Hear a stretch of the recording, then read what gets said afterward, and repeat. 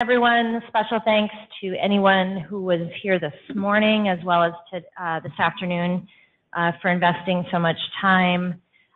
We have an agenda before us. I'm going to take a couple of departures from that. And one thing I'd like to do to just get us started is to welcome our roundtable guests. And we're working on getting you nameplates right now. You'll be able to, like we can, have a cheat sheet for names.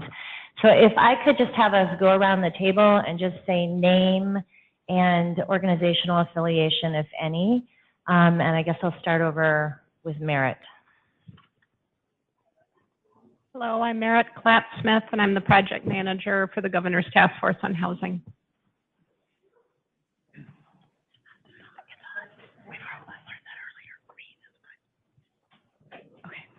I'm Rose Tang with the Metropolitan Consortium of Community Developers.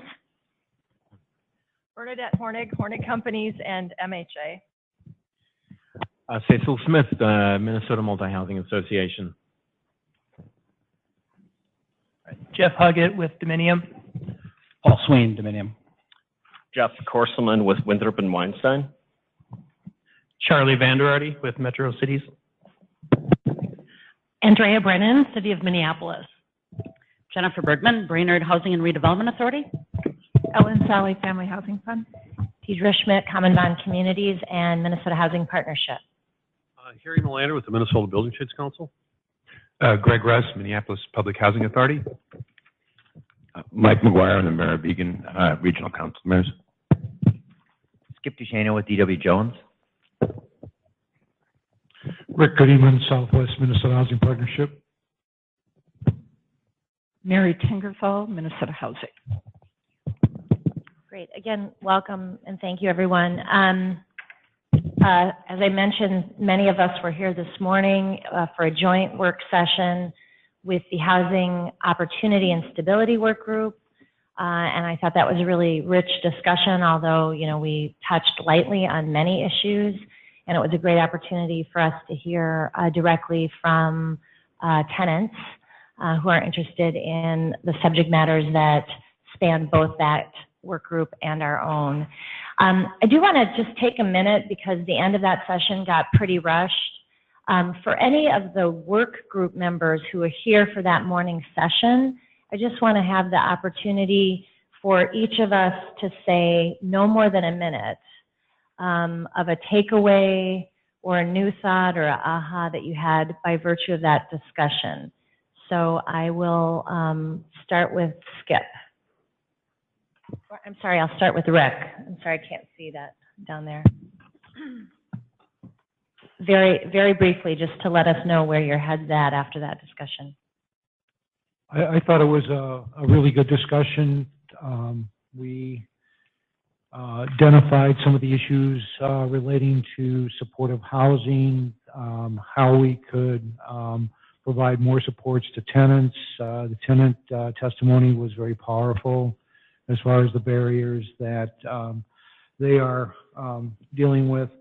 And I thought that there was really, some of the stuff that I really liked was really the focus on how do we provide the supports in order to bring the services into the facilities and help stabilize tenants. And then looking at some of the baseline challenges with housing conditions. I thought it was an interesting comment about the potential of setting up a renter insurance pool for hard-to-house residents. It was an interesting concept that potentially there's a way to maybe do that with market. And a takeaway in regards to tenants who have lost their housing because of sales, predominantly what they're looking for is notice and information and communication. They don't seem like extremely difficult hurdles that couldn't be accomplished in some manner. I was expecting them to be much bigger than that.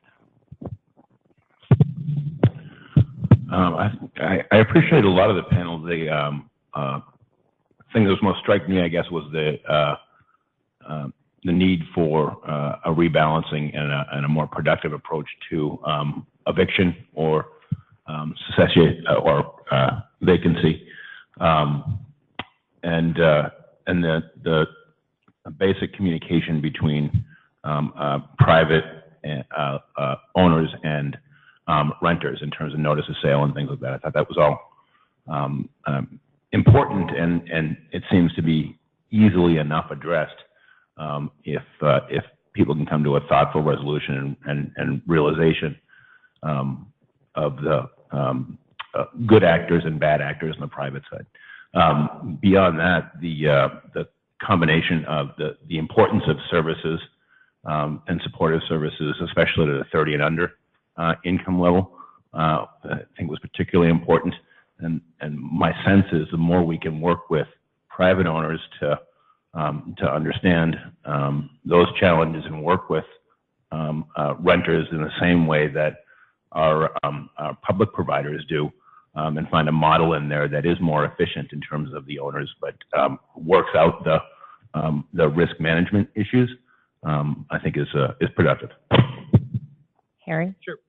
Tenant notification, acknowledging that the majority of the housing that we're talking about is owned from the private side, and respectful of that, to communicate with that group. And those are really the two things I think that really stuck out with me. And I think that's it. Oh, no, Cecil.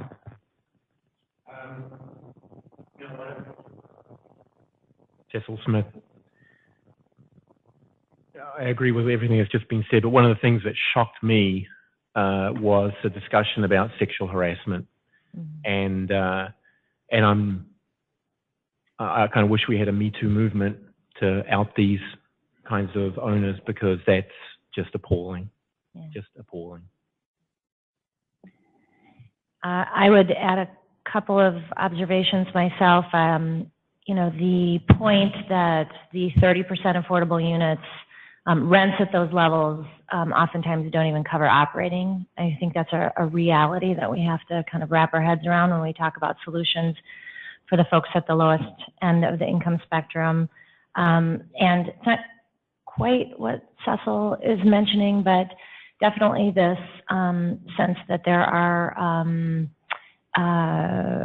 different kinds of rental property owners, right? And so there were some pretty pointed questions to MHA about the code of ethics and membership in that organization.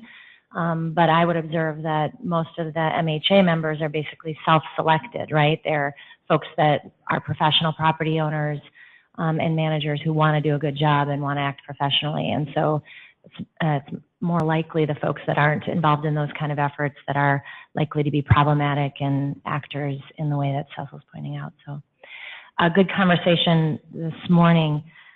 Did want to take a couple of minutes for an update to talk about what's gone on between this and the last session. We left the last session with the last two sessions, actually, having defined some large goal areas, and I'll just read them quickly for those that haven't seen this material.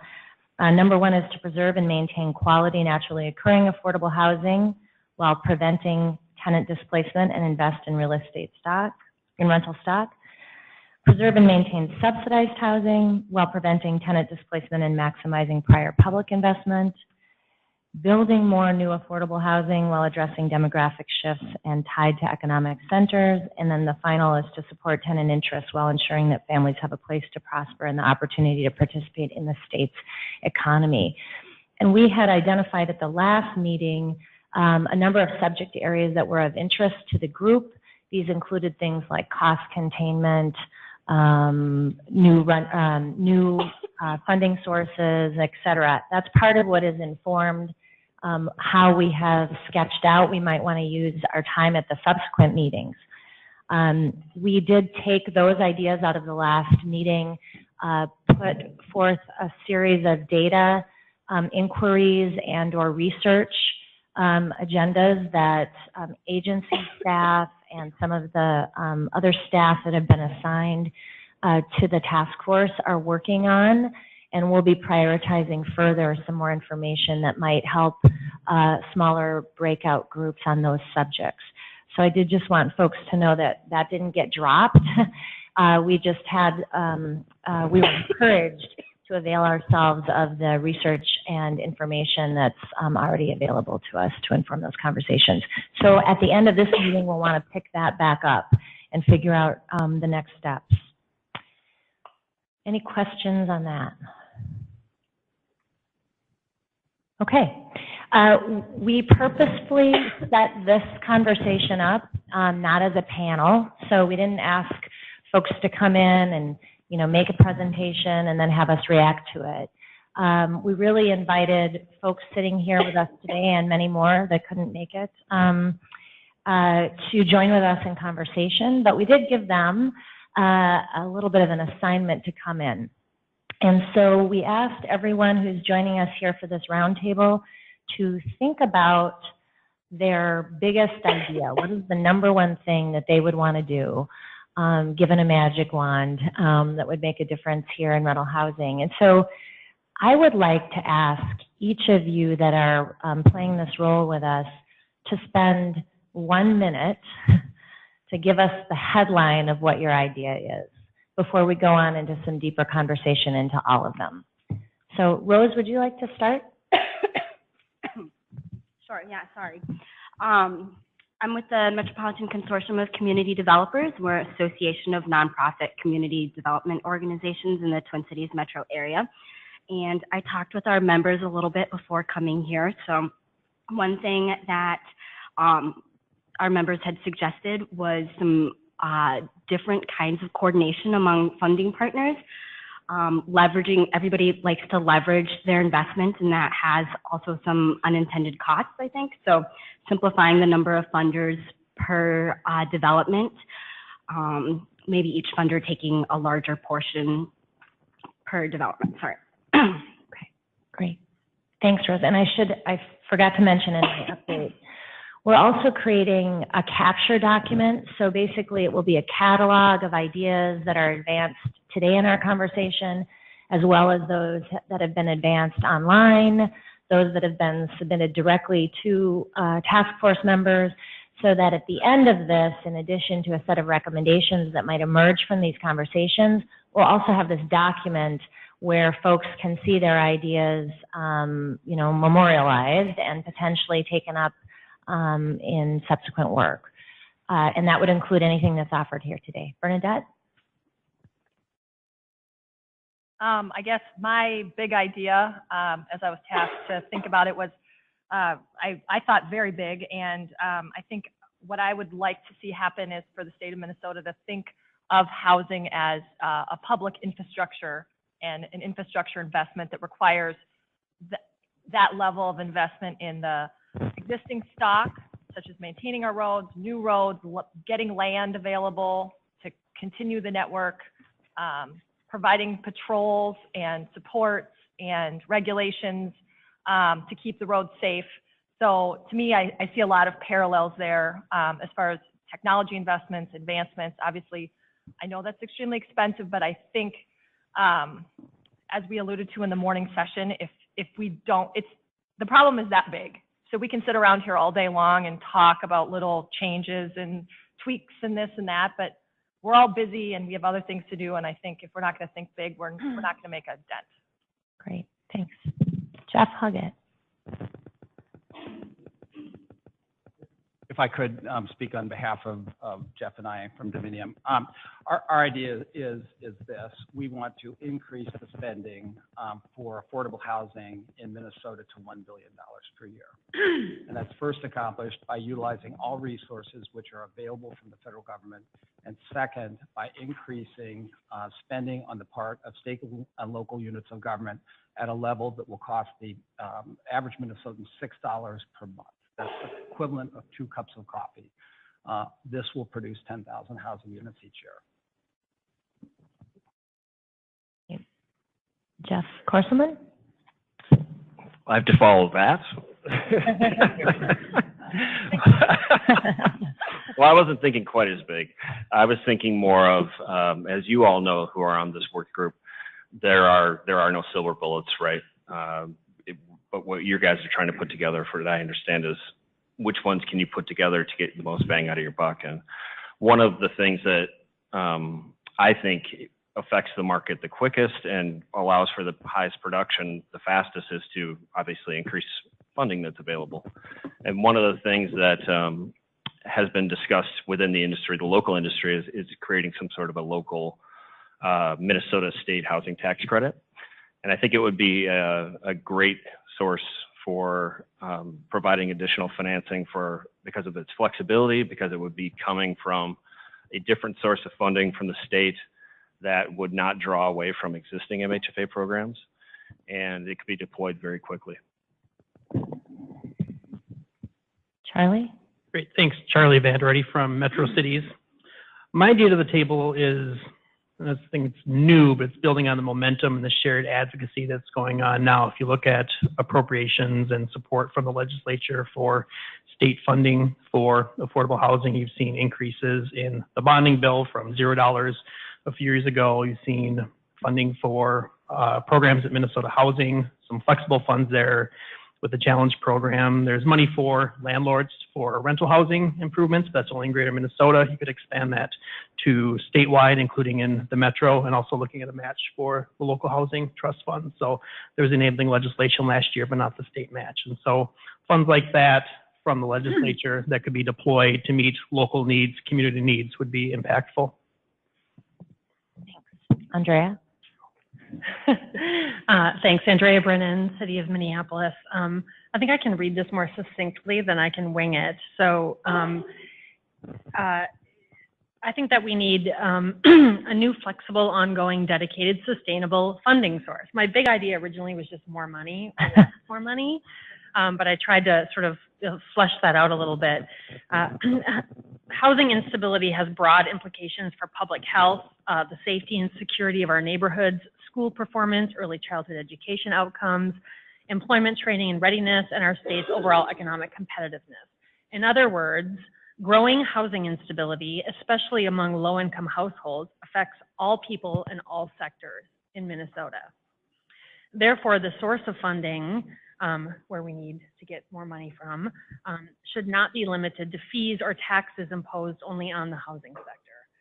And I think that that's, broadly in terms of, being a little bit more specific about what the source of those funds are. And there's growing interest on the part of Minneapolis and other local jurisdictions to use local policy tools and financing tools to support affordable housing. So I think there's a real opportunity here for this new resource to be highly leveraged by the local contributions that are really, we're seeing a lot more interest in that. And almost primarily local contributions tend to be a tax on the housing industry or a tax on property. And so to have a resource, have that matching fund not be something that then in effect actually adds to the cost of housing, right, as it does when you use like a property tax levy or tax some other aspect of the housing industry. Great. Jennifer? Jennifer Bergman, Brainerd, HRA, representing Greater Minnesota. So I cannot even remember the last time that funds were appropriated for subsidized housing. We talk often about affordable housing, and really what we're talking about is low-income housing tax credits, which is available to people generally at or below 60% of the area median.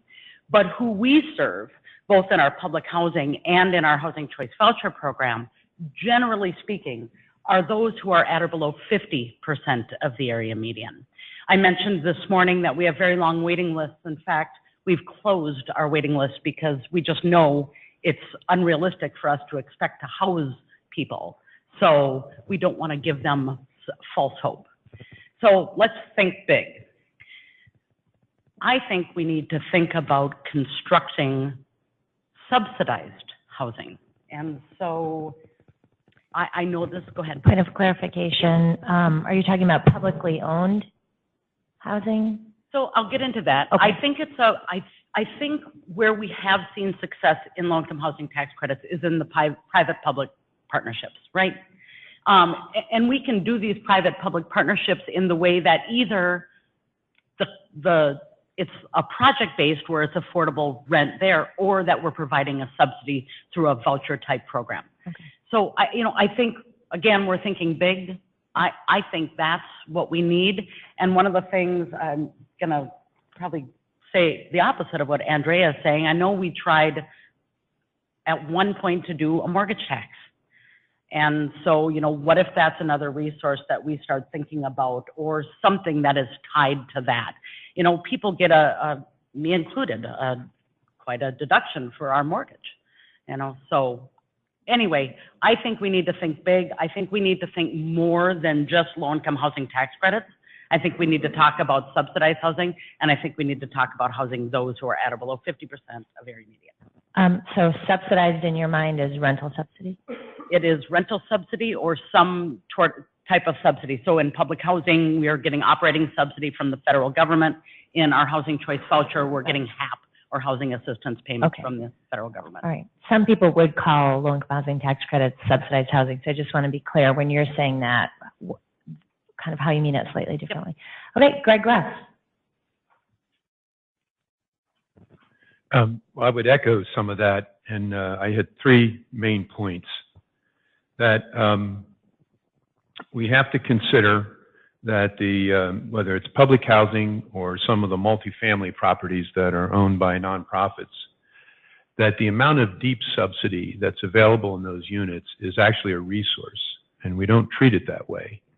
And that we look instead always towards adding the new unit, because we live in a world that's driven by a tax credit system as the source of equity, and that demands new properties in most cases. Our own feeling here for the Housing Authority is if you don't preserve the units that are already in the ground that are deeply subsidized, we run the risk of losing them completely. We were very fortunate this year not to have a debate around the administration's budget, which would have basically eliminated all capital for public housing. So whether you like it or not, the state is in the position of having to face the reality that the diminishment in the capital support for deeply subsidized housing is here, and it's coming first in the public housing sector and likely to follow in other sectors as well, given the current administration. So preservation funding has to be a part of whatever the state is thinking. The second thing that we would argue is that the state also should be thinking about, and I don't have a better way of framing this, protecting or enhancing the deep subsidy programs like the voucher program. Those programs can be very helpful and useful.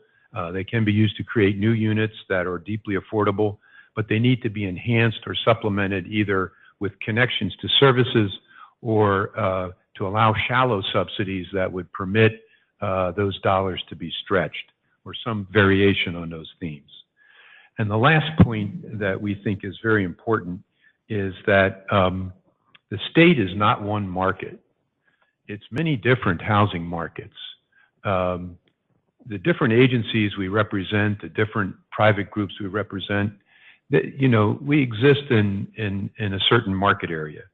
And that whatever set of ideas that we have around this ought to be driven by innovations that come from there first.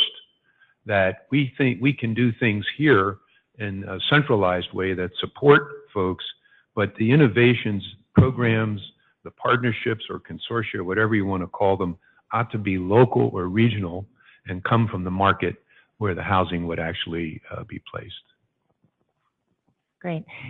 And thanks to all of you for playing by the rules and sticking to the minute or less. That's really helpful, just for us to get ideas out on the table.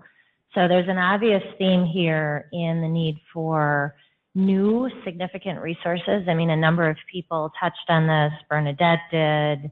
The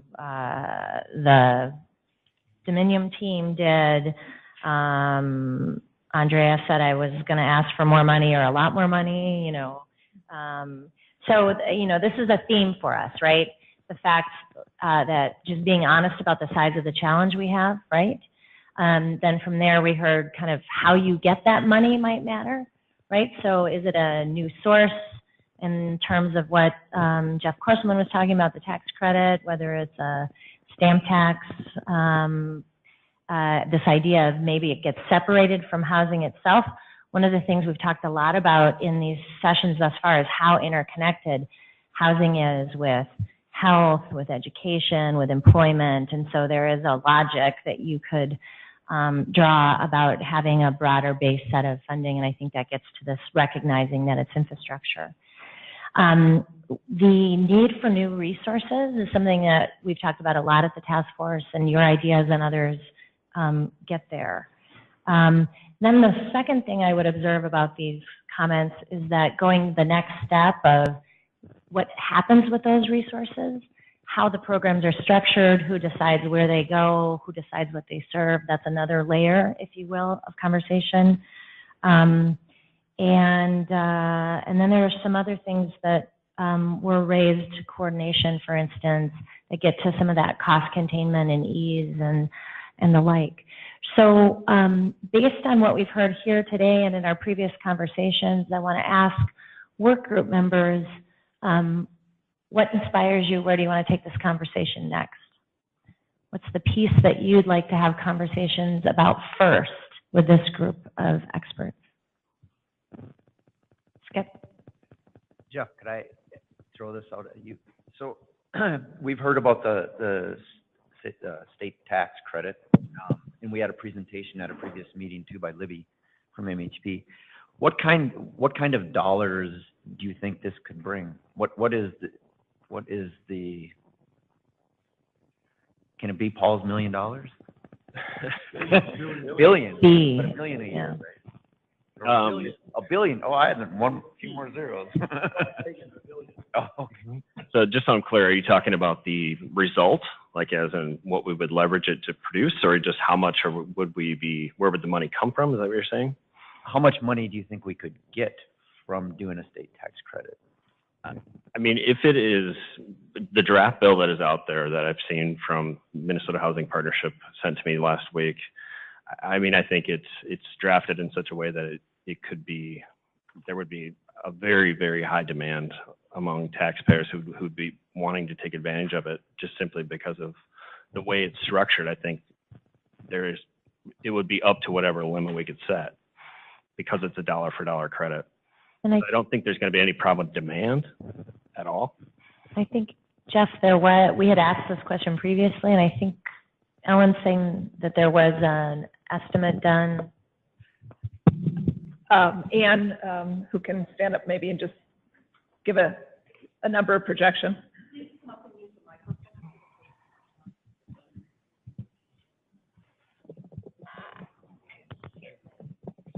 Thank you. So the state housing tax credit that Could you introduce yourself, please? My name is Ann Mavity. I'm the executive director of Minnesota Housing Partnership.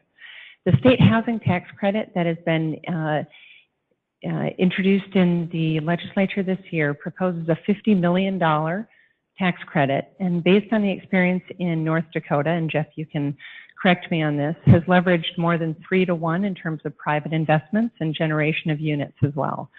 So, so we anticipate, as Jeff said, that the success in North Dakota was enormous, and so we would anticipate the interest here as well. And status of that proposal currently? It does not yet have a hearing, but we are hopeful that that will happen soon. And any sense or any recommendation that goes along with, so again, bifurcating how the funds get generated and what and how they get used. Is there much of a sketch of the what and how it would get used that's part of the funding proposal? It's a two-step funding proposal. So one is the tax credit to actually incent investors to bring this new money in, as Jeff was indicating. And then the second set is that the money can come either to a designated project, specifically, or to a pool that Minnesota Housing would administer to other projects out there. So there's sort of a two-step part of it that you get the tax credit, but then we also have a way to allocate that out to projects. MHP has a good write-up on this, and if you haven't... On the website. Yeah, and MHPonline.org. but just, that was a quick summary. Rick? Rick Goodyman, I had a question on what's the upward limit, Ann? So you're saying 50 million, is that part of the proposal? Is that something that we think the legislature might support? How high could you go? Based on the success in North Dakota, which was a smaller amount, and I don't have that off the top of my head, 25, that was fully used. We think that 50 million is a good start, but we don't yet know in terms of what the market would support in terms of how much that would generate. Well, I was just also going to say, based on the history of the Minnesota State Historic Tax Credit, that does not have a cap, and it gets used extensively. I don't think that investor appetite is going to be the issue at all. It's just what will it end up costing the state as a tax expenditure? So it'd be a legislative. Right. One last comment. Okay, Ann and then Paul.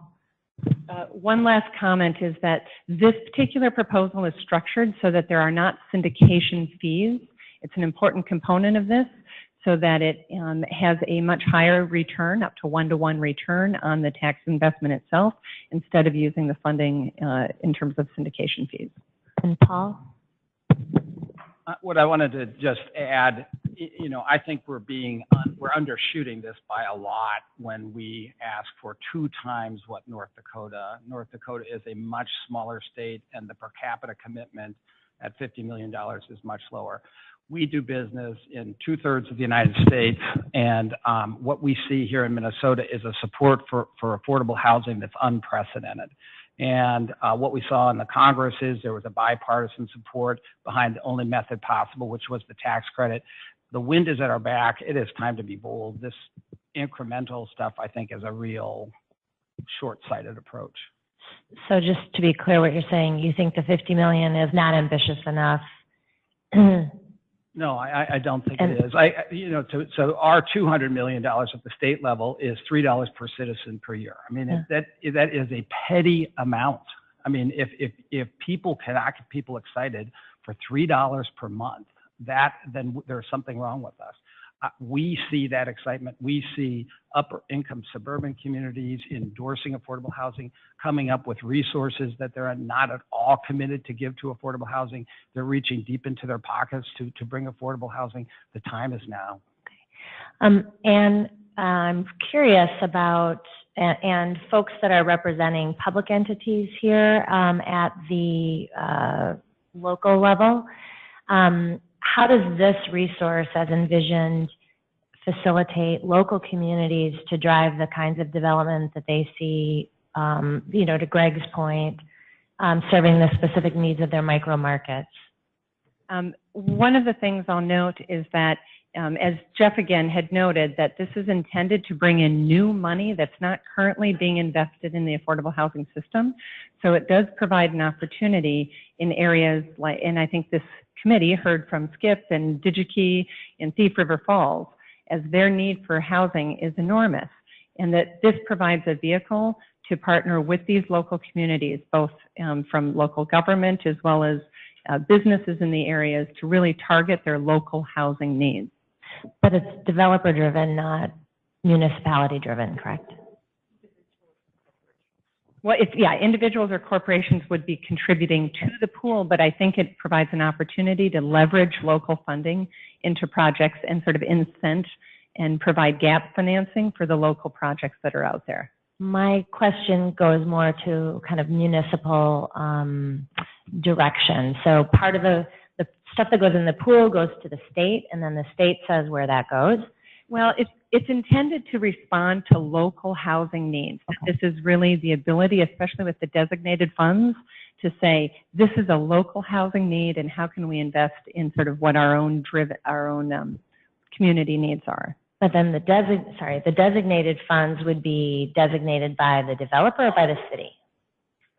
By the investor, by the individual or corporation.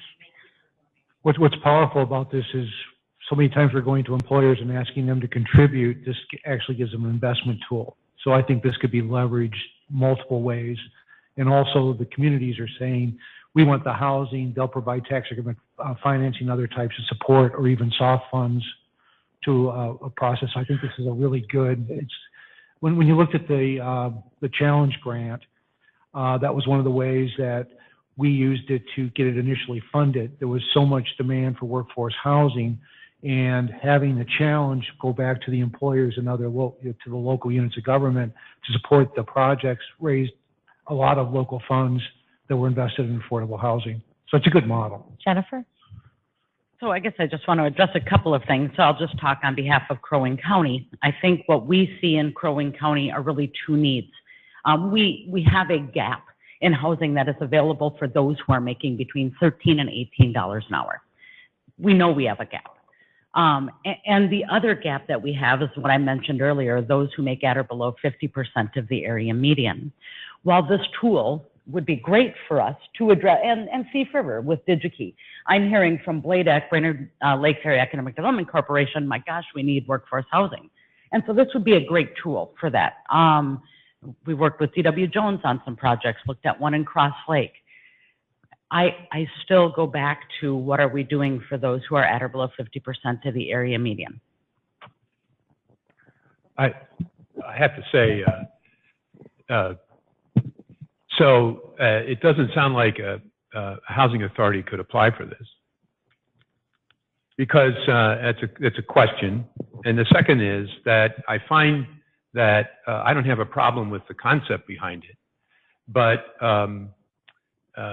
when you're looking at the capital need, and you know, you can say, well, okay, Minneapolis is gigantic, you have a huge capital need, and the answer is damn right. If we do not act today, the number in 10 years is $450 million of capital investment, to your point about how much money is around. Now you take that and put it out in the rural areas, their need is just as acute at a smaller scale. So to create a tax credit that does not preserve some of the deepest subsidy in the state, I'd have to say, can't we think about that as the bill evolves? $12,100 a year is the average income in our high-rise buildings. $12,100 a year. I have sympathy for the workforce housing, but my point is you've got this whole other tranche of people at the very bottom. And something has to happen at the state level that supports capital that reaches them, and that is typically a preservation dollar. Jennifer? And if I could just react to what Greg is saying also, you know, back to the preservation of that housing, is that, you know, with our capital funds continuing to dwindle, how are we continuing to maintain that property? And, you know, low-income housing tax credits in this potential new program, these are great programs. And with housing choice voucher subsidy, we can help to house some of these people, you know, but I guess I just want to reinforce what Greg just said. Okay. Can I make one point And about just... If you could make one last comment on this particular thing, and then we'll move on to another. Certainly. I just want to be clear to Greg and Jennifer's point. I guess one of the hallmarks of this plan that I think it would be best for everyone is its flexibility. We're not tying it to a federal program. There can be money set aside for preservation. There can be money set aside for naturally occurring affordable housing projects. So that would come down to the discretion of Minnesota Housing as the administrator to set whatever allocation plan they're going to do that could be adjusted annually. We're just assuming there's going to be more applications for the credit than beyond whatever cap is set out there, notwithstanding what Paul wants us to do, which I would love to do, but I'm not the politician. So I just want to make sure we're all clear that this would be something that, in fact, housing authorities could and should take advantage of if it were to become true. Okay, so I think if folks have questions or other things to discuss on the tax credit, Jeff and Ann and others would be happy to discuss that. Again, separating some issues between the generation of a source and then the use or allocation or targeting of that source. I think these are themes that we should be continuing to bring up. So let's talk about other prospects for new sources, because we heard all of us have been saying, you know, the magnitude of this issue is great and that existing resources are insufficient. So Bernadette, you said, you know, we have to think about this as infrastructure, right? We've actually asked as a work group for a little bit of help in some magnitude exercises. I know some others around this table have done some work on that. When you use those terms, what is it you're thinking are potential mechanisms to drive that funding? Is it direct appropriation from the legislature only, or do you have ideas about additional sources? And please use the microphone.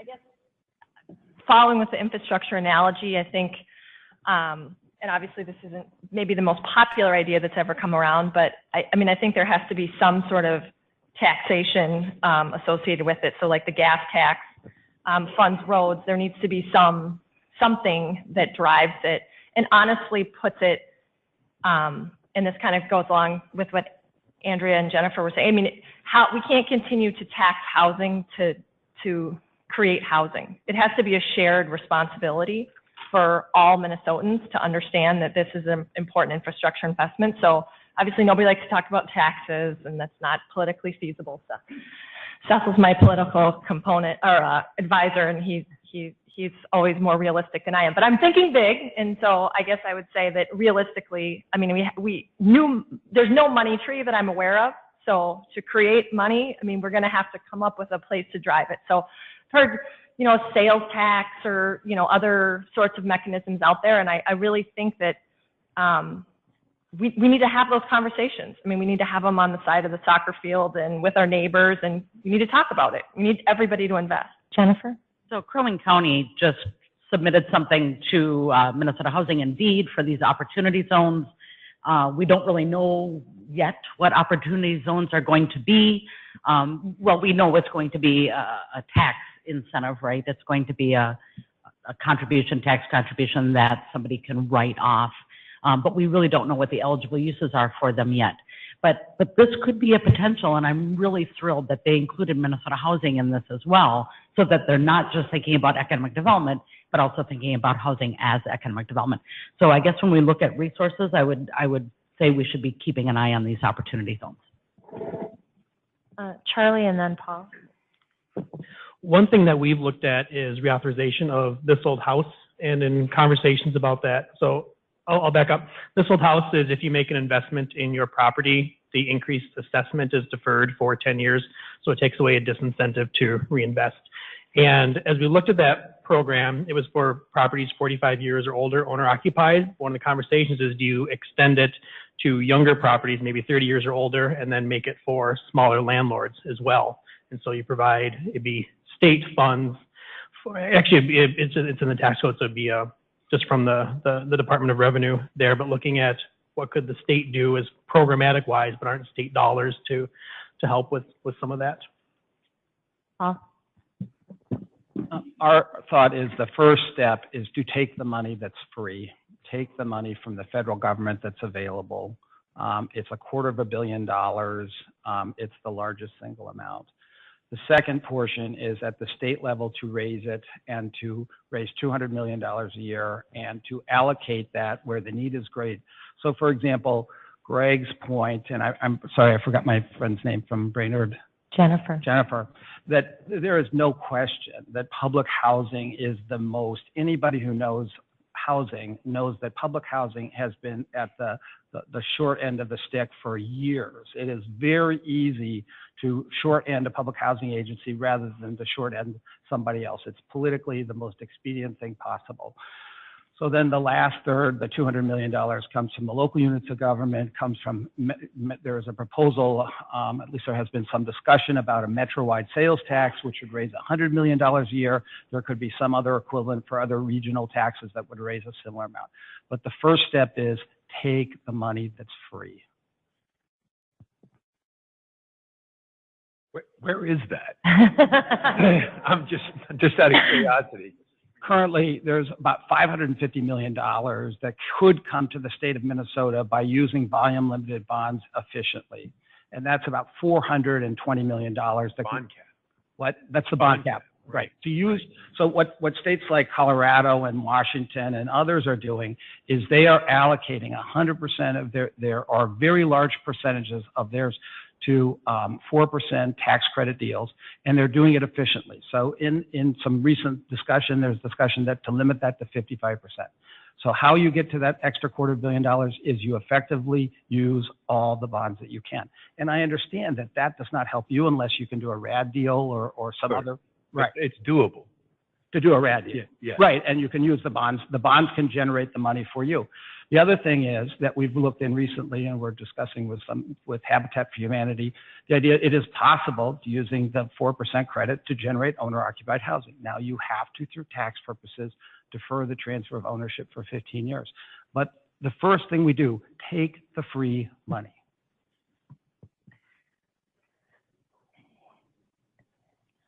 Any other comments, questions on this subject?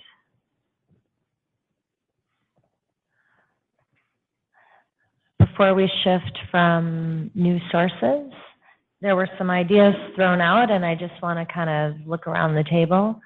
So the idea of sales tax supporting housing, the idea of increment in property tax, for a broader section of all property taxes has been floated. This tax credit is, the way it's structured is in some ways, and it's a tax revenue expenditure, right? But it's a foregoing of tax revenues.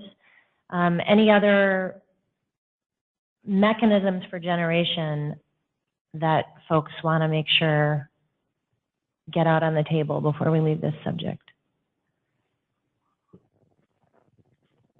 Jeff, and then Andrea. Well, this is just sort of going off of what Paul was just saying is, I don't think we should just take what we can get from the feds. I think we should be, states and local governments should be much more proactive in asking for and lobbying for those federal resources. I'm talking about the HUD budget, potentially eliminating the volume cap, which would be a humongous resource for affordable housing.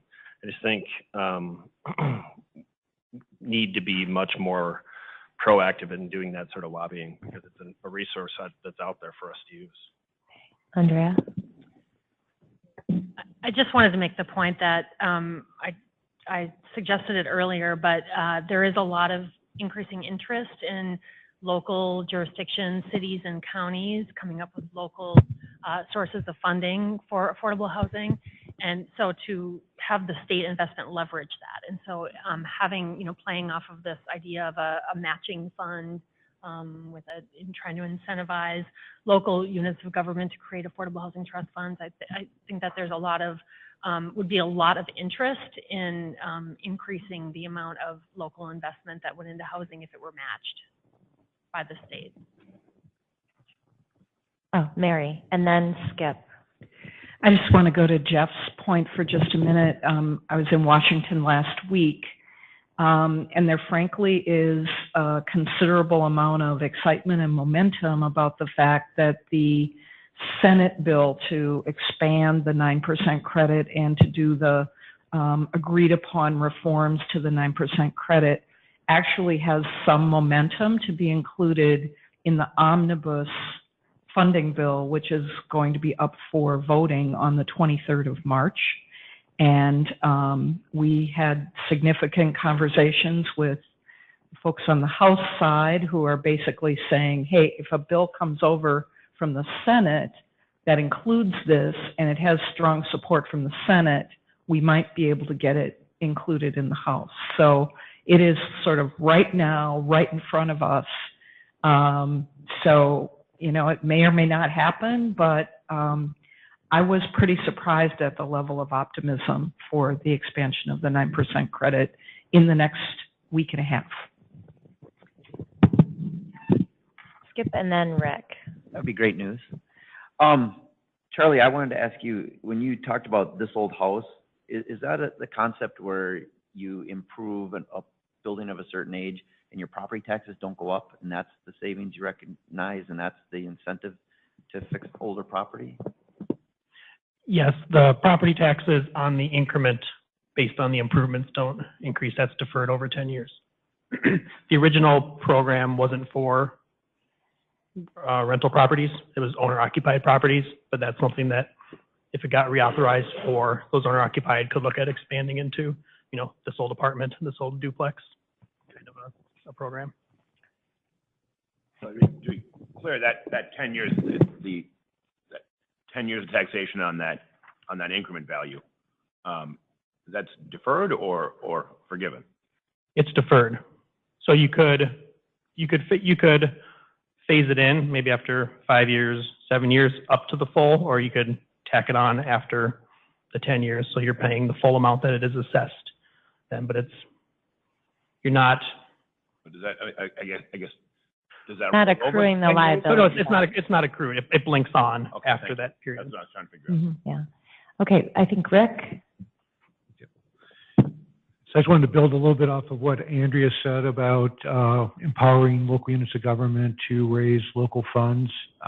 So earlier we kind of talked about relaxing some of the restrictions on tax increment financing or tax abatement, letting local units of government make their own decisions as it regarded that as well. And really looking at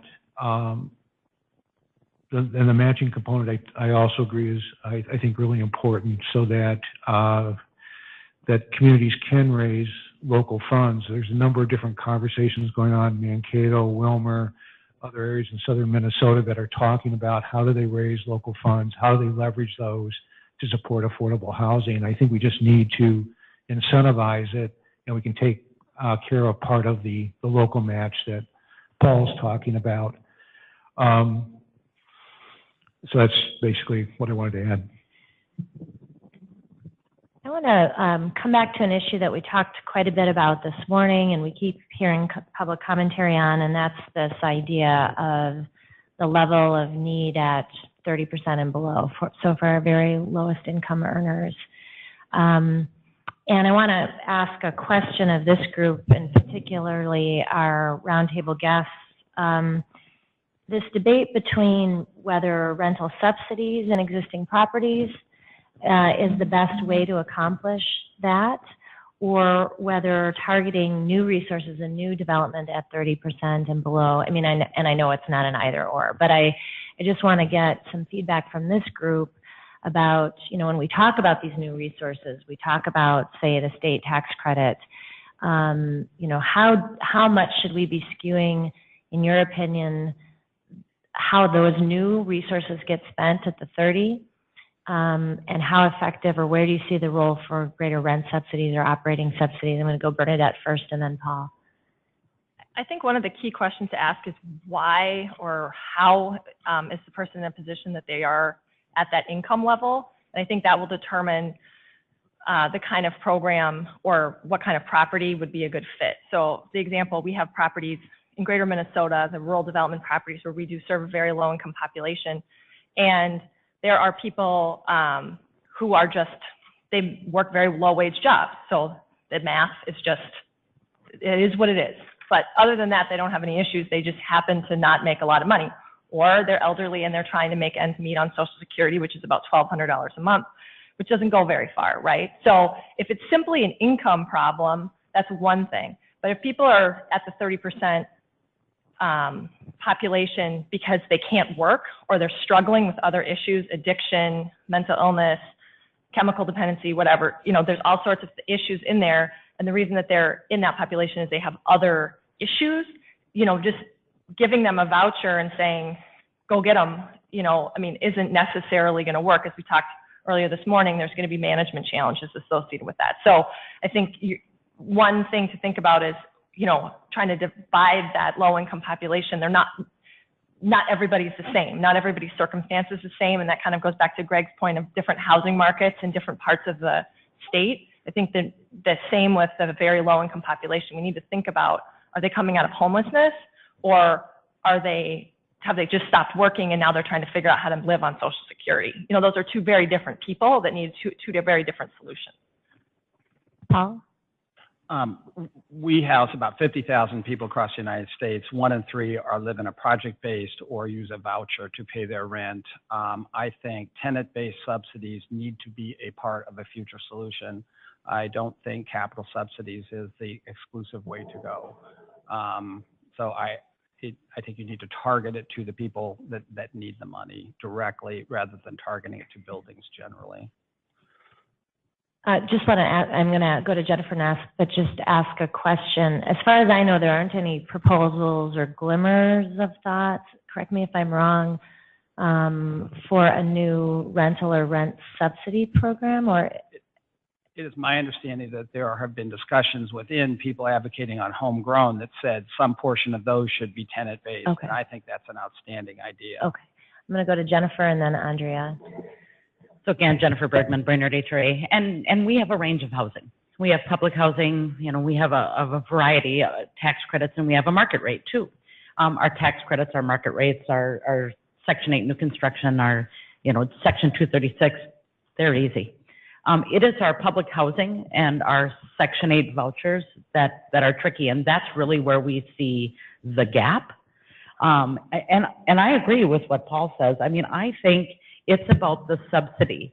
You know, it's how do we get the subsidy? We're not going to be able to construct public housing as we did before and be able to operate that based on 30% of our tenants' income. It's just not a realistic thing anymore, and that's where I go back to public-private partnerships. But I have not seen an increase, at least in housing choice voucher. In fact, we're seeing just the opposite. We're seeing it decline perpetually.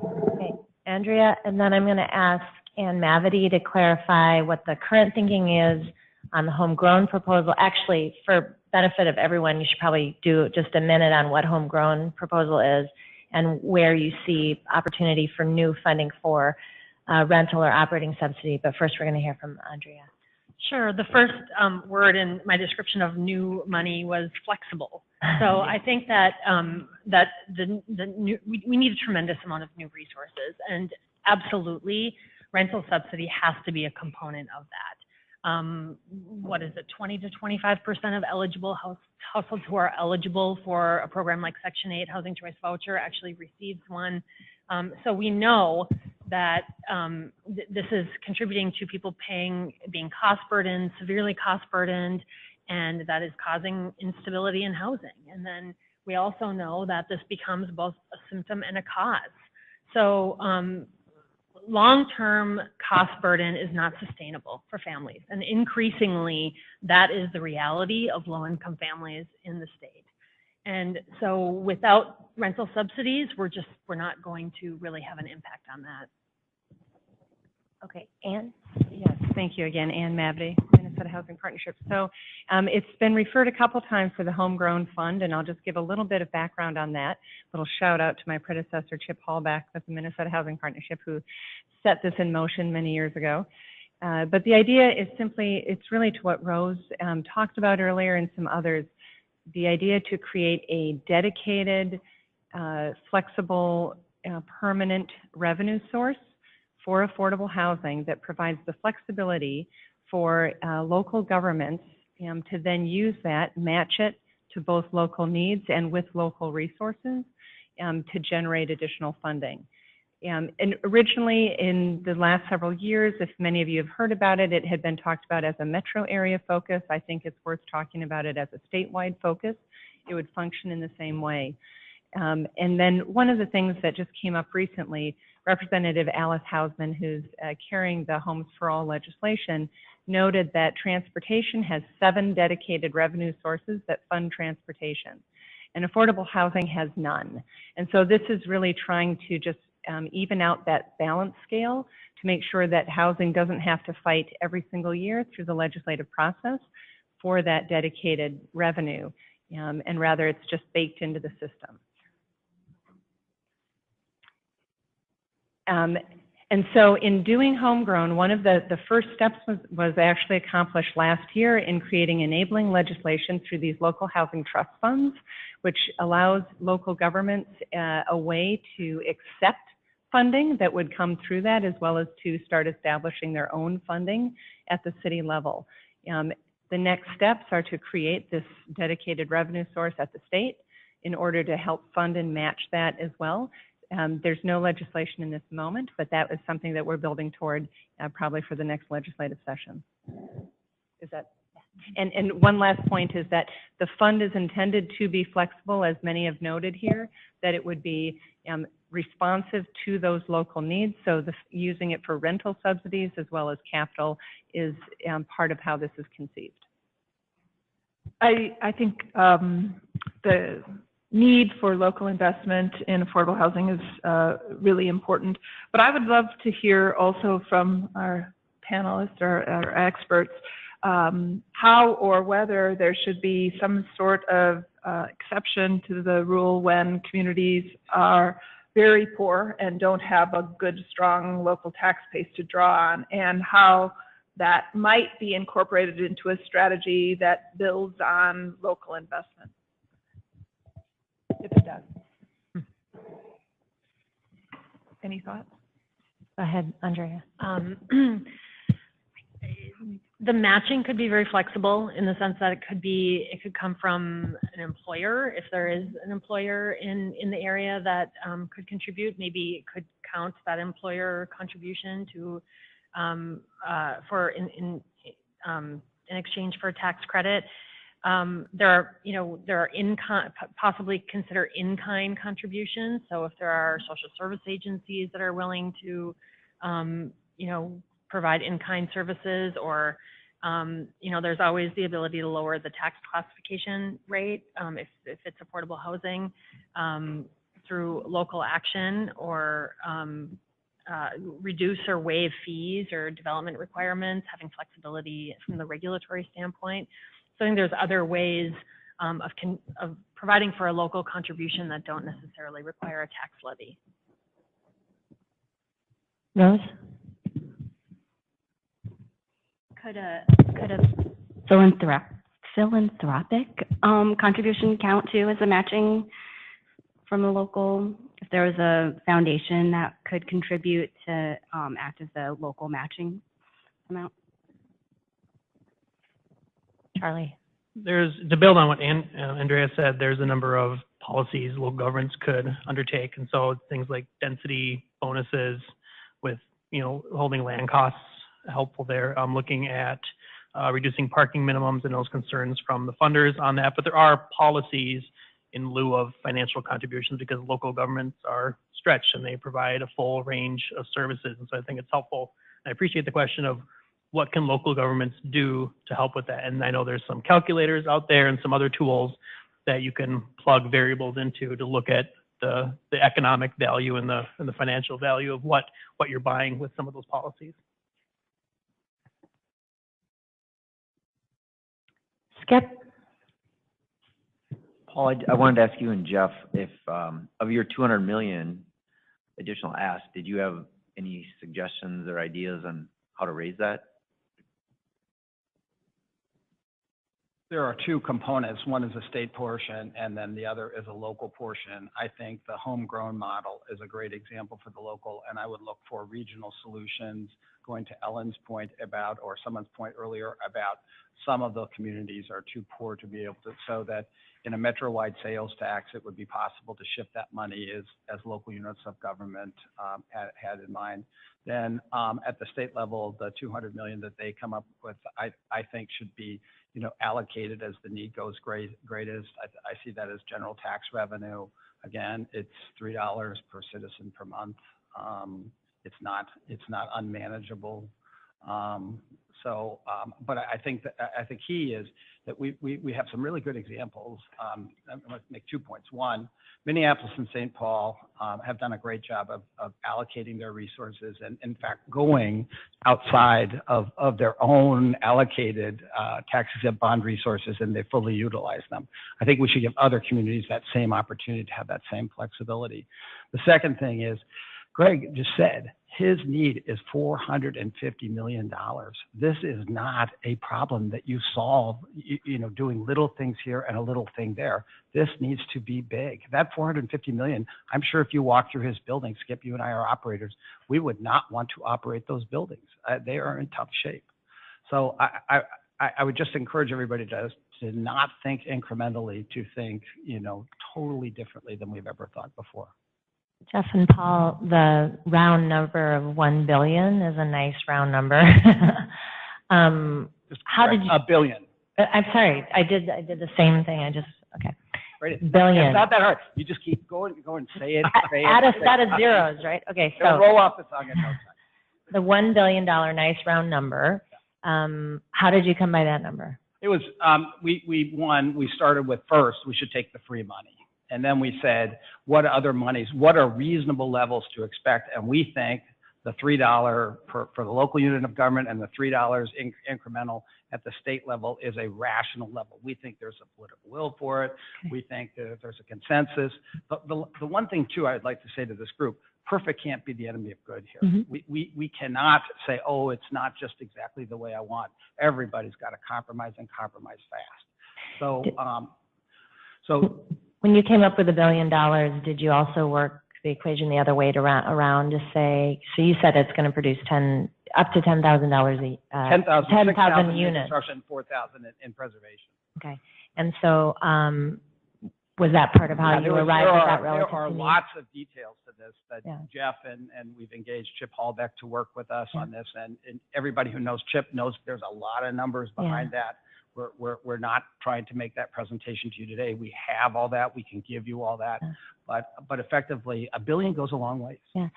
One of the exercises that Minnesota housing staff are undertaking right now at our request is to take a look at a breakdown of that single page assessment that we saw at a previous task force meeting, which basically solved for the number of units that were either missing or oversupplied in different income bands.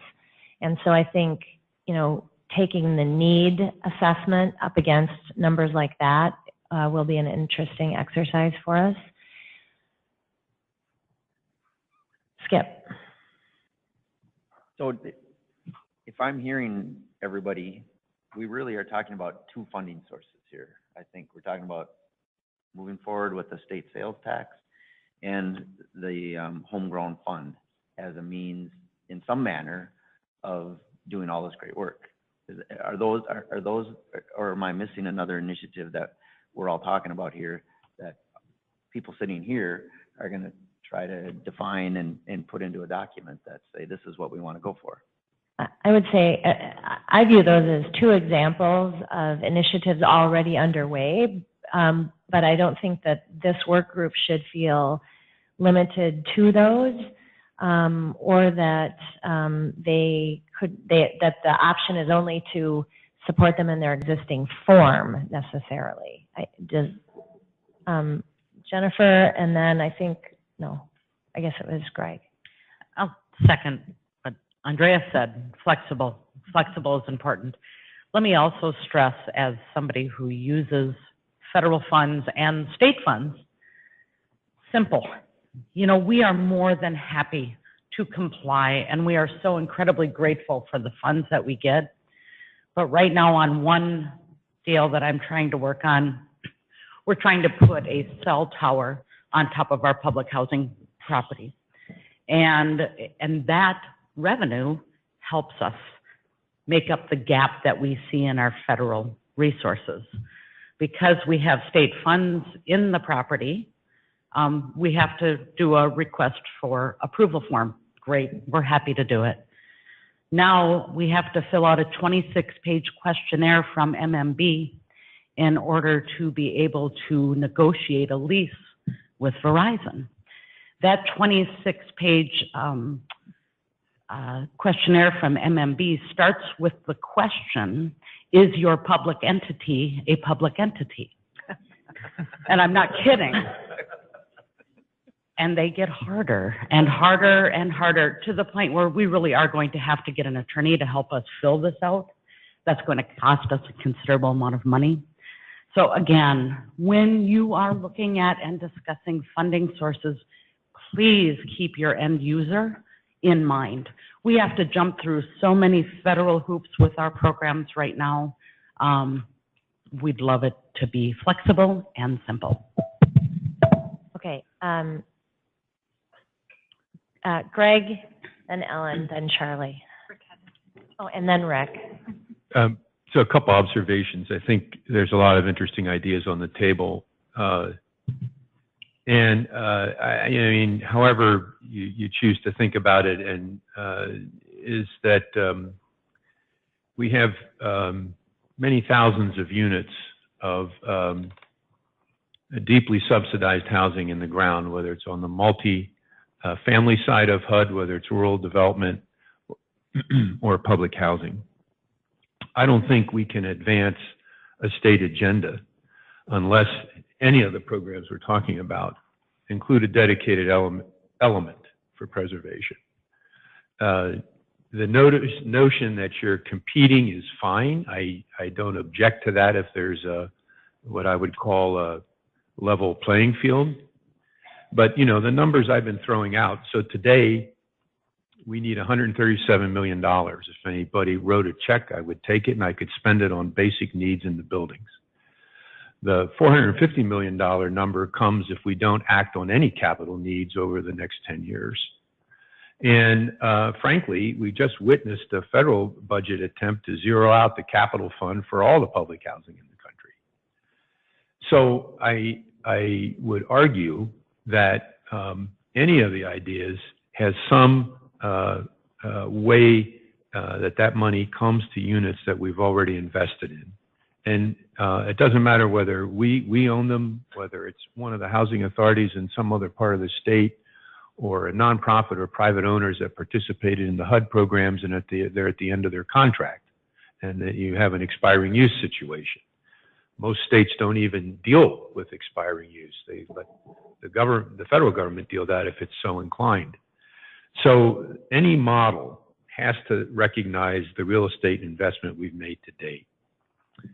Secondly, if that can be done over time, then the flexibility around vouchers, even with the current HUD rules, could be explored more deeply in terms of connecting the voucher to other kinds of development that we want to do.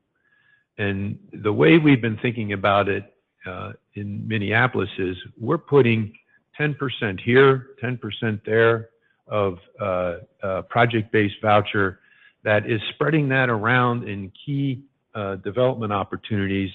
So even if it was 50% affordable or 60%, they're going to have some chunk of units that can go down below 30 because the subsidy is attached. And that money could be stretched with some kind of a state complement. We heard the lady this morning, and I think her rent went from 700 something to 900 something. And I was just thinking, if you had a $300 or $400 shallow subsidy, it would be the end of story. So that's an area really worth exploring, is how to tie the subsidy back into things that you want to do, but same time provide for preservation. Greg, follow-up question on preservation of public housing and tying into this idea of let's maximize all the federal resources that are possible and available to us.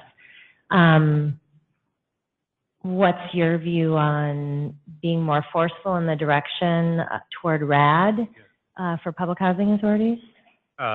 You know, we have the cap. I think it's unclear if the change in the corporate tax structure, what that's going to do to the value of the tax credit, and if deals fall out of the queue. But I think it's not a bad platform. I mean, remember, it doesn't give you any more money. It just allows you to combine your operating subsidy and your per unit per year capital subsidy if you've got it. Mm-hmm. So I think it's worth doing if you have access to the tax credit in a pretty good way. And Deidre, can I just go ahead. that? And just so you know, we did get POHP funds from the state, and if you did get POHP funds, you cannot convert to RAD unless you pay off the debt. RAD, you are required to have a nonprofit owner, and it cannot be publicly owned, and with POHP, it has to be publicly owned. So those of us who used POHP cannot convert to RAD. Yeah, we have a couple buildings with that. But that, to me, that's something that's a negotiable point in my view. So I have a question. So should we be looking at flexibility on the federal side for the PHAs so that you could more project-based, give you some more flexibility to do things like that? So advocate for those types of changes? Yes, absolutely. For more RAD. Is there something where we try to sever the nonprofit requirement that can also be publicly owned, or is that going too far? So what kind of flexibility should we be looking at? I mean, I am of either mind because I've used nonprofits in the past to do the tax credit deals, so they can be very effective. And the sticking point is that many people, at least in Minneapolis, there's a large vocal group of people who see the tax credit as a type of privatization because you have an investor partner. But if you can get past that, either vehicle works. I'm not opposed as a housing authority to creating a nonprofit to qualify. And actually there's some advantages to it. So I think the choice would be driven by what's the deal. If the, that's what I look at. Is the deal viable with the housing authority or is it more viable with the nonprofit subsidiary? And then that's how I would, being able to choose is helpful. Okay, I promised some folks that they were in queue to speak, and then I promptly forgot who that was, so sorry. So I think, was it Charlie? Did you, go ahead.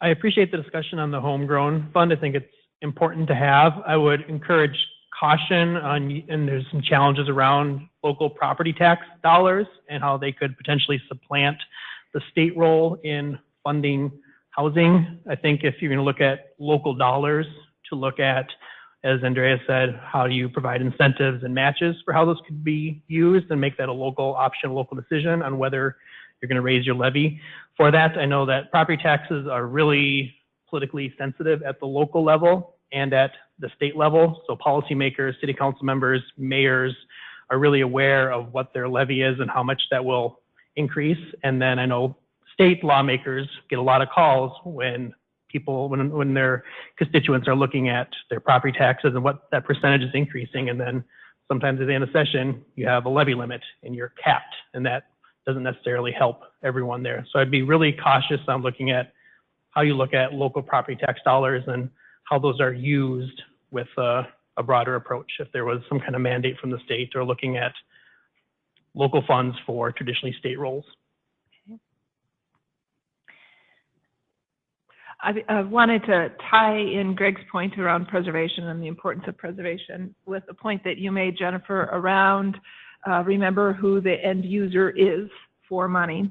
And earlier today in our joint session with the Housing and Stability and Opportunity Workgroup, we heard a lot and spoke a lot about private owners, not housing authorities, and not owners who receive government assistance in some kind of way. So I want to make sure that we don't lose the voice of how resources that might be created could also support longer-term affordability within the private market. And I'm looking at Bernadette and Cecil around how and what should we be thinking of, and thinking of resources to make it easy for you, an end user, to both invest in preservation, a different kind of preservation, but with the recognition that you're part of our solution. And so I'd love to hear more from both of you. One thing that we've talked a lot about internally is the use of 4D and expanding that to allow different kinds of properties than would have typically qualified through local programs and rehab loans and other sorts of programs along those lines. Because for many of us, one way to control the rent increases is to control our operating costs, and property taxes are a big part of that. Not so much, obviously, for our public partners here, but for us, it's a big deal. And then another thing that we've talked a lot about internally is providing more flexible, expanded, a little bit more nimble emergency assistance types funds for people. We've talked a lot about subsidized, ongoing subsidy, but we encounter in our business a lot of times where people just kind of go through a rough patch and it can destabilize them significantly, and they don't have a family member or a 401k to cash in, or they've already done that, and now they've got to go somewhere else. And so it kind of is along the lines of that shallow subsidy, but just a place where people can go and kind of access short-term capital to get them through that period. And we've had good experiences in the suburbs with interfaith outreach. They do a really nice job of helping people in those tough times kind of piece things together to maintain housing stability. And it's really been beneficial for us in our properties where we are able to operate with them as a partner. However, they're just one organization. They have a smaller geographic area, but looking at a model like that statewide or county by county where it's just a little bit more flexible, would, I think, be really beneficial to owners and to tenants alike.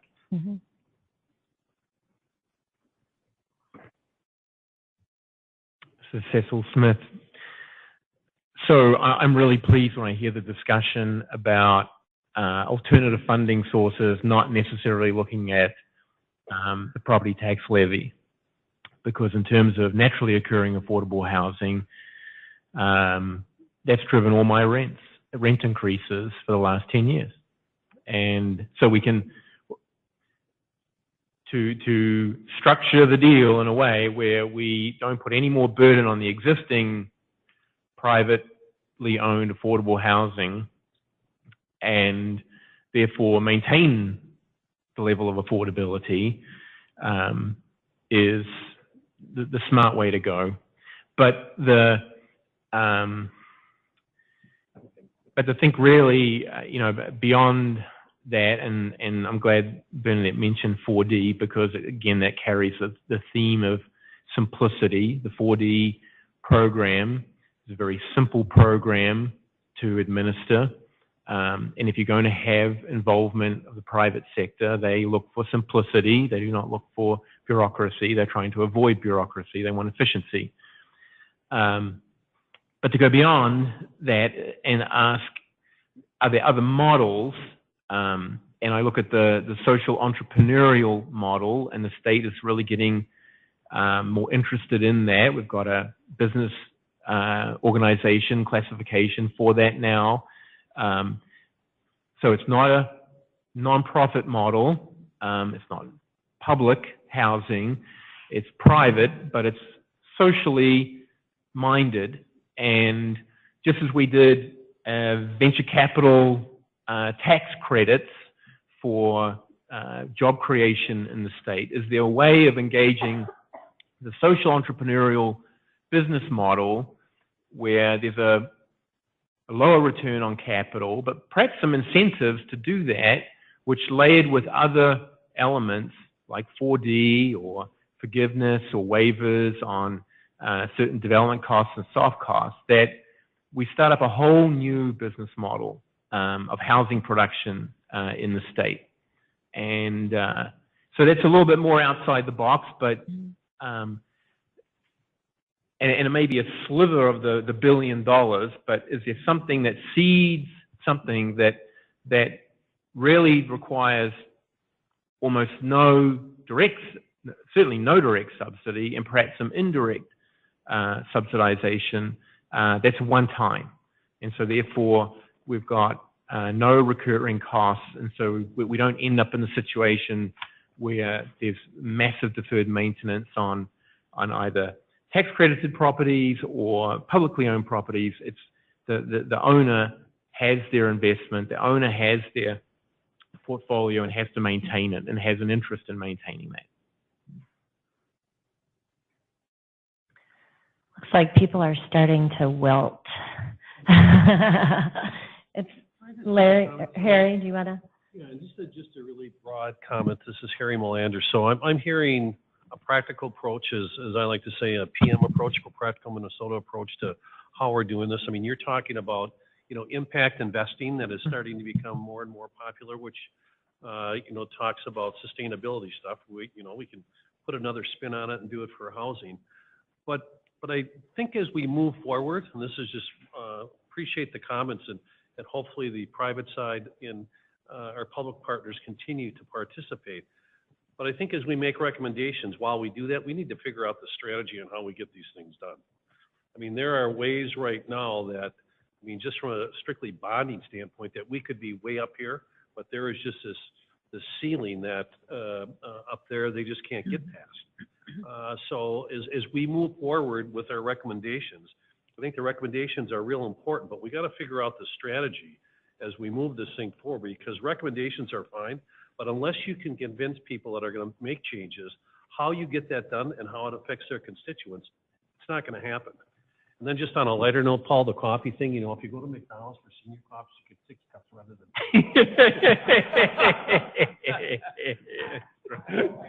I know, I have to tell you that.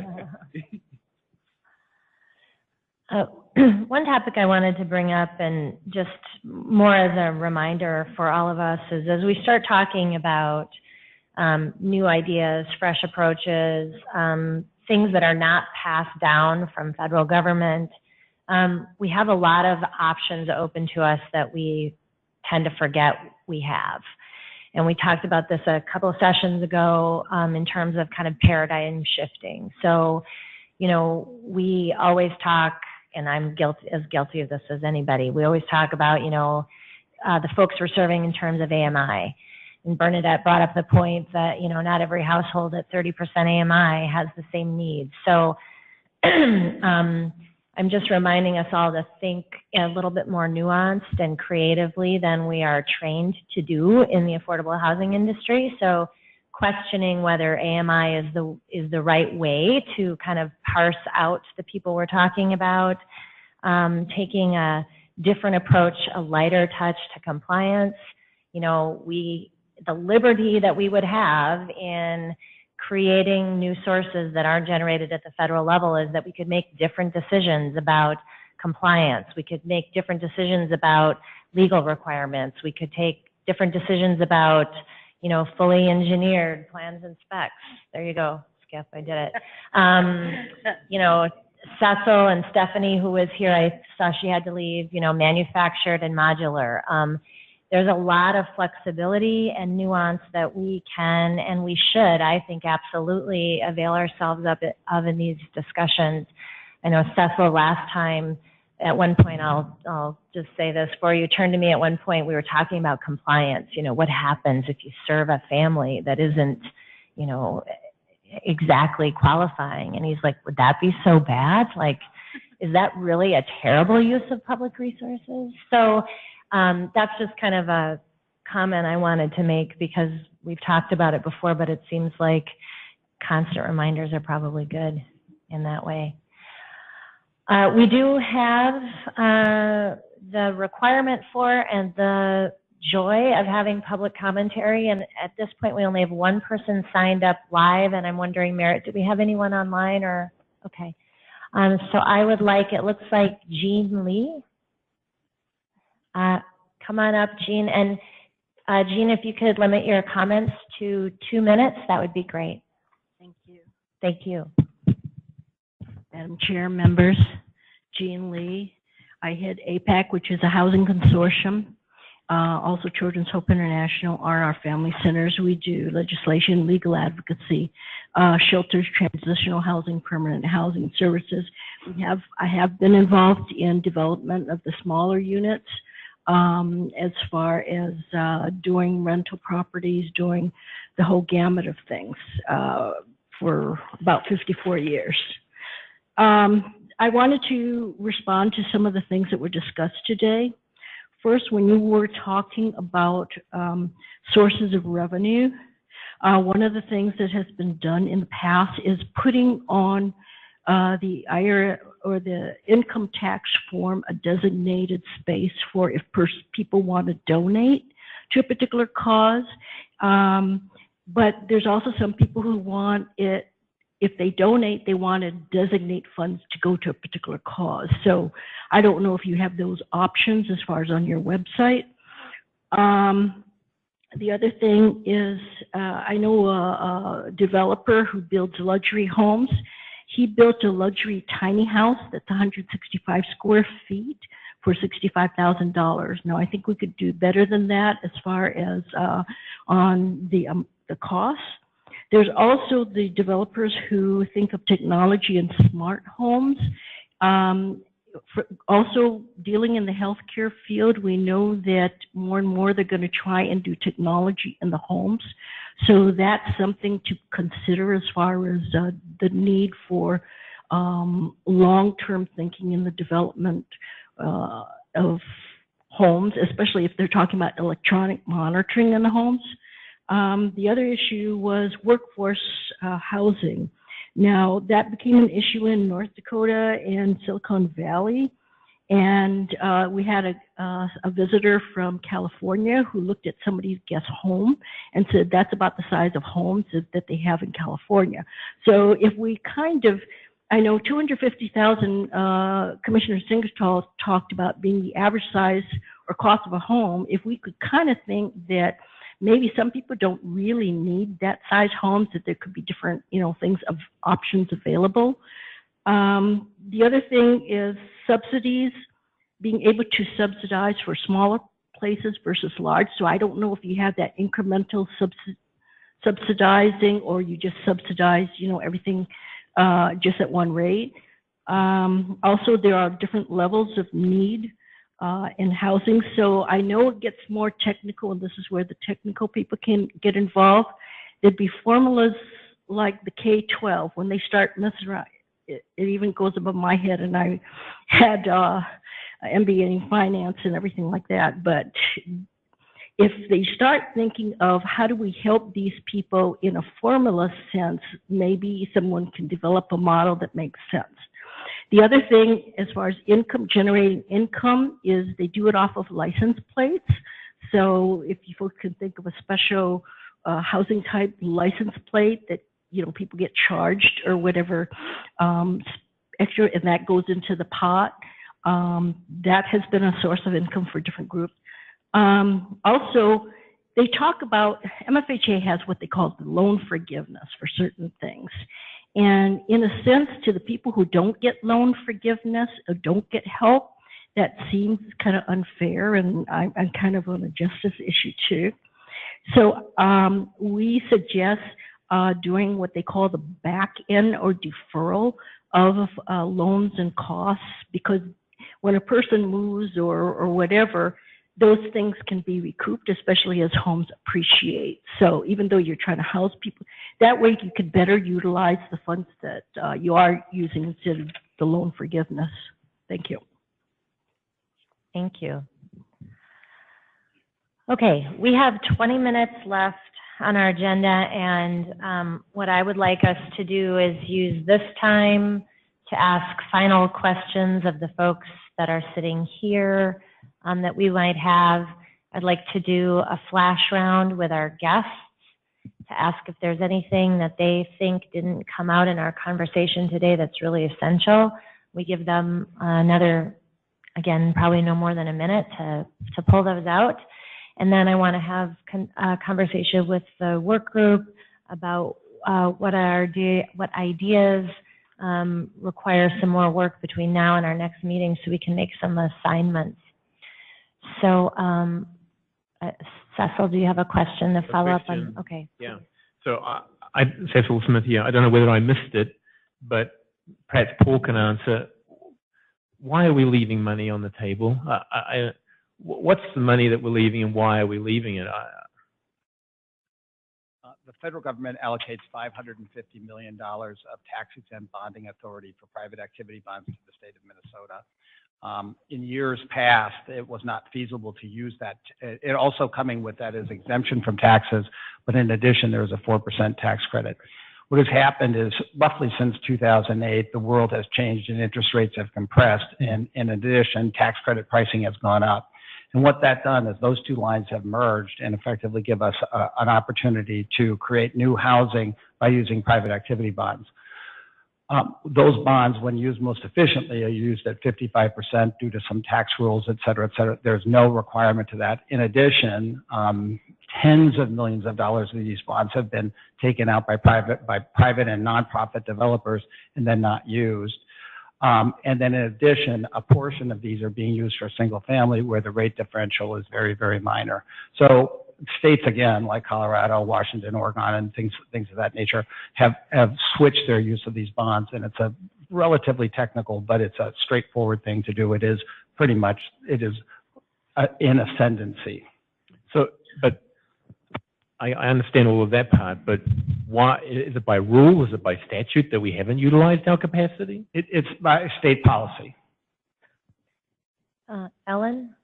So, thank you. The point that Paul's bringing up is actually there are a number of components of efficiency in volume cap that we are incorporating in a piece of legislation that we hope that moves this session that doesn't get to all the things that Paul is talking about, but does represent some consensus among many stakeholders that we went through a process on last fall.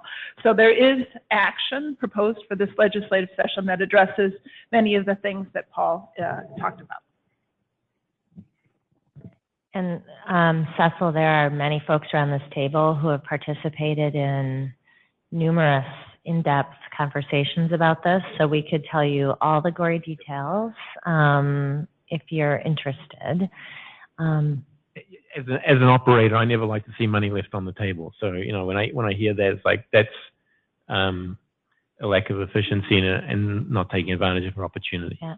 So I'm glad that conversation's been happening. Well, and I would characterize it as unresolved for the most part. Andrea? Yeah, I just feel like it's important to make a point that I don't think that characterization that money is being left on the table is, unanimously shared by all. So, our entire bond resources are being fully utilized. Some of them are being used for home ownership, which have their own sort of, set of public purposes as well.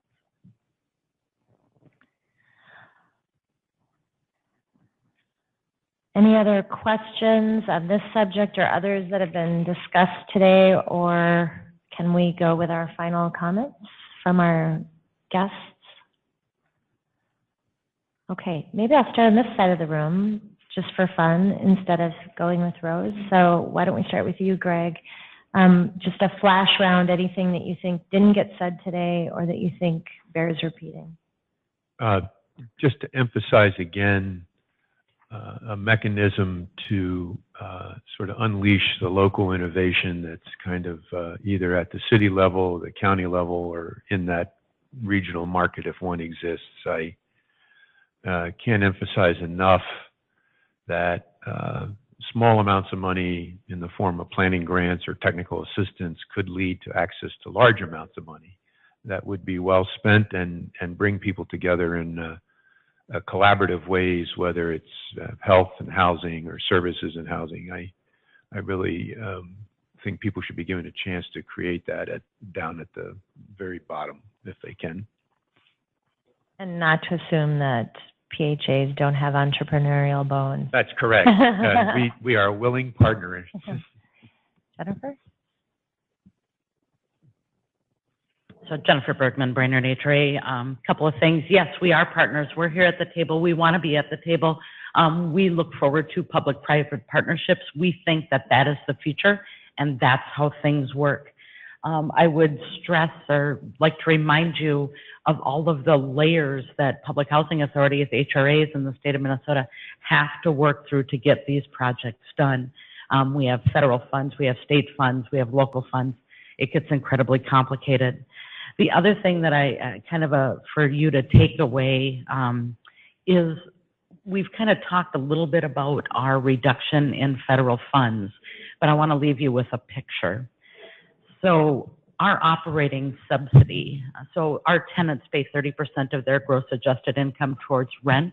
In theory, the federal government makes that up so that we get 100% of the rent. And those of you who manage rental property, right, that makes sense. Our funding, federal funds, we are getting at an 85% proration. That would be like rental property owners having to take a 15% cut on your rent. now add the federal regulations that we have to comply with, from environmental review to Davis-Bacon to Section 504, and I could go on and on and on and on and on and on and on. So I guess I want to leave that with everybody. And then also to stress the difference between shallow subsidy and deep subsidy. When we're talking about low-income housing tax credits, we are talking about shallow subsidy. It is affordable housing. But when we're talking about Section 8 or public housing, we are talking about a deep subsidy, and that provides housing for those people who earn at or below 50% of the area median. Thank you. Andrea? Yeah. So I think about this in kind of two ways. One is that right now we need a major stimulus. In just looking at the city of Minneapolis alone, if we could fill the current funding gaps in all of the projects that are before us, that we have already awarded partial funding to, that have partial awards, that have site control, that have entitlements in place, we could tomorrow break ground on 1,200 units, and that's just the city of Minneapolis. So if there's some major stimulus that we could look at this as we're in crisis, if we could have a stimulus funding package that could, get us to breaking ground on thousands of units statewide, that would be really important. And then looking forward, because that isn't going to solve the problem, what we really need is that ongoing dedicated funding source, because we got to this point of crisis because we've seen overall, when you factor in federal investment, we've seen a decreasing investment in affordable housing while costs have increased and the needs have increased, and incomes of low-income households are not increasing. They're lower than they were when you look at present value. Thanks. Charlie? First, thank you for the invitation to participate. I really appreciate being another local government voice at the table, so it's much appreciated. I recognize a lot of familiar faces from advocacy work at the Capitol and encourage those of you who haven't or don't regularly to join in the shared advocacy efforts at the Capitol. There are great stories to be told. Every legislator has needs in their community, and when you show pictures of great affordable housing places where people live, they say, oh, that looks nice. That's a great investment in my community. And those pictures and those stories are impactful. So the drumbeat of what is needed across the state can continue, and I encourage you to make your voice and make sure that your residents have not just themselves advocating for them, but other people as well. Jeff? Thank you for having me as well. I really appreciate the opportunity to join you in this discussion. I was just going to use my time to sort of summarize I think there was a number of themes that came up that I was recognizing amongst almost every discussion that we had today. One was flexibility. Andrea said it a lot. But I agree that it is whatever solutions there are, we need to have them be flexible in application so that they can be most efficiently put to use. I also think whatever solutions we have, we need to be leveraging off of different levels of government, off of philanthropic investments, off of private investment. We need to find ways to make the most of what we've already got. And the last piece on, as far as finding new sources, is to find something, be creative about where we're looking and not to cannibalize where we're currently getting funding from for the sake of getting something different, because then we end up with a net, we don't end up any better than we did as far as the positive. But finally, I know, Deidre, you touched on this, and we haven't touched on this much, would be finding ways to be more efficient with what we do have already. And you have touched on, relaxing some of the bureaucracy, relaxing some of the requirements. If we have, finding ways to do what we're trying to do cheaper and more efficiently. And I think that it would be a really good thing for this work group to look at that as well, because, there's two pieces: put more money in or cost less money to produce. I think that that's just as important. Just for your edification, we did have quite a cost containment conversation at our last meeting, both around hard costs, but also soft costs, including legal fees. Sorry. Forget that then. No.